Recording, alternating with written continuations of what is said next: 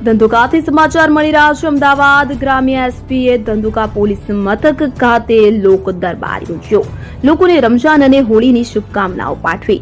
તો સોશિયલ મીડિયામાં કોમી વૈમનસ્ય ન ફેલાય તે માટે અપીલ કરી છે। તો અમદાવાદ ગ્રામ્ય એસપીએ ધંધુકા પોલીસ મથક ખાતે લોક દરબાર યોજ્યો। તો લોકોને રમઝાન અને હોળીની શુભકામનાઓ પાઠવવામાં આવી। તો સોશિયલ મીડિયામાં ખોટા મેસેજ કરી વાતાવરણ બગાડનાર સામે પોલીસ કડકાઈથી પગલાં લેશે તેવી પણ ચીમકી ઉચ્ચારી છે। સાથે જ કોમી વૈમનસ્ય ન ફેલાય તે માટે પણ અપીલ કરી છે। તો ધંધુકા વિસ્તારના લોકો સાથે સંવાદ કરી લોક પ્રશ્નો પણ જાણ્યા હતા।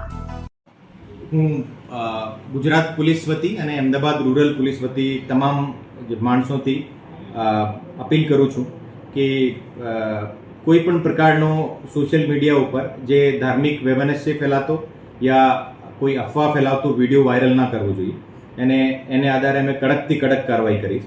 ઓર આજે સાલમાં એક જ વખત જે હોળી આવતી હોય, સાલમાં એક જ વખત રમઝાન આવતું હોય, આપણે બધા વ્યવસ્થિત ભેગા મળીને મનાવીએ અને તમારી સુરક્ષા માટે ગુજરાત પોલીસ અને અમદાવાદ ગ્રામ્ય પોલીસ તત્પર છે અને તમામને ગુજરાત પોલીસ વતી હું હોળી અને રમઝાનની શુભકામના પણ આપું છું। બ્યુરો રિપોર્ટ, કલમ શક્તિ ન્યૂઝ।